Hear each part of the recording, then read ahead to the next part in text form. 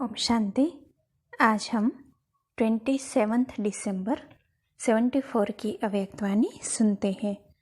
आज की वाणी का सार है योगी भव और पवित्र भव द्वारा वरदानों की प्राप्ति। सर्व वरदानों को देने वाले वरदाता शिव बाबा बोले, आज की सभा वरदाता द्वारा सर्व वरदान प्राप्त की हुई आत्माओं की है। वरदाता द्वारा सर्व वरदानों में मुख्य 2 वरदान हैं, जिसमें कि सर्व वरदान समाये हुए हैं। वह 2 वरदान कौन से हैं, उसको अच्छी तरह जानते हो या स्वयं वरदान स्वरूप व वरदानी मूर्त बन गए हो। जो वरदानी मूर्त है वह स्वयं स्वरूप बन औरों को देने वाला दाता बन सकता है। तो अपने से पूछो कि क्या मुख्य 2 वरदान स्वरूप बने हैं, अर्थात योगी भव और पवित्र भव। इस विशेष कोर्स के स्वरूप बने हो। इसी कोर्स को समाप्त किया है या अभी तक कर रहे हो।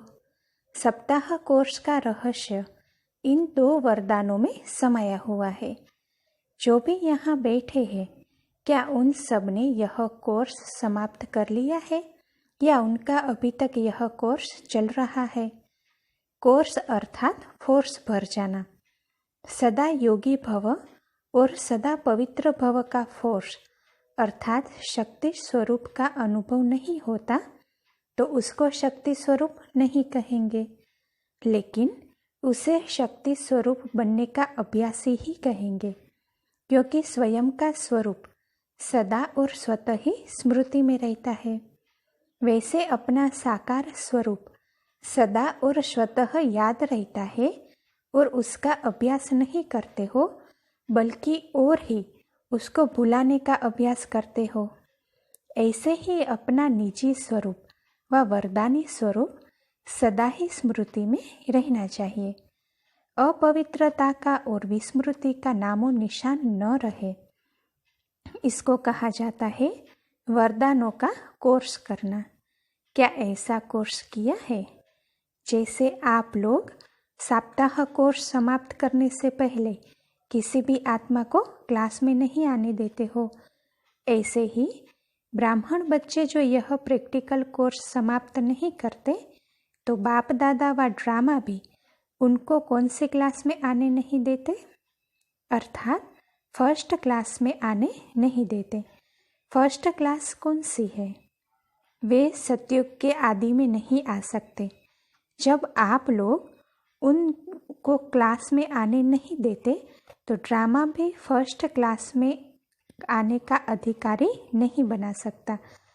फर्स्ट क्लास में आने के लिए यह मुख्य 2 वरदान प्रैक्टिकल रूप में चाहिए। विस्मृति या अपवित्रता क्या होती है, इसकी अविद्या हो जाए। तुम संगम पर उपस्थित हो ना, तो ऐसा अनुभव हो कि यह संस्कार व स्वरूप मेरा नहीं है, लेकिन मेरे पास्ट जन्म का था और अब है नहीं। मैं तो ब्राह्मण हूँ और यह तो शूद्रों के संस्कार व उनका स्वरूप है। ऐसे अपने से भिन्न अर्थात दूसरों के संस्कार है, ऐसा अनुभव होना, इसको कहा जाता है न्यारा और प्यारा। जैसे देह और देही अलग अलग वस्तुएं हैं, लेकिन अज्ञानवश इन दोनों को मिला दिया है। वैसे ही मेरे को मैं समझ लिया है, तो इस गलती के कारण कितनी परेशानी व दुख व अशांति प्राप्त की।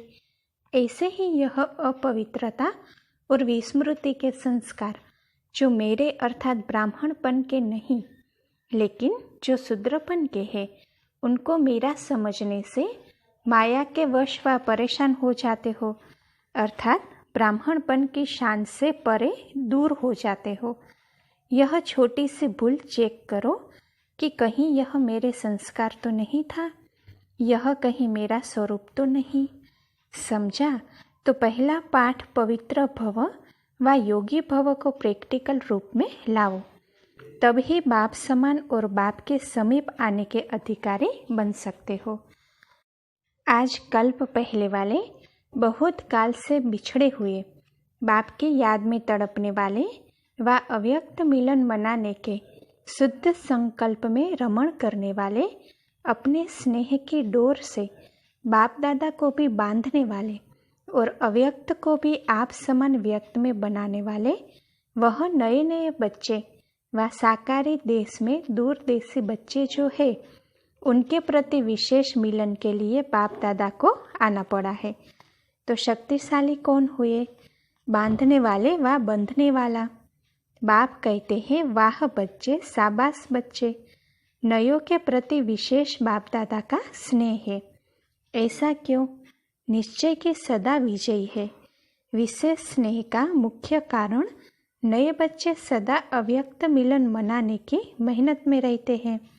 अव्यक्त रूप द्वारा व्यक्त रूप से किए हुए चरित्रों का अनुभव करने के सदा शुभ आशा के दीपक जगाए हुए होते हैं। ऐसी मेहनत करने वालों को फल देने के लिए बाप दादा को भी विशेष याद स्वतः ही आती है। इसीलिए आज की याद, आज की गुड मॉर्निंग व नमस्ते विशेष चारों ओर के नए नए बच्चों को पहले बाप दादा दे रहे हैं। साथ में सब बच्चे तो है ही।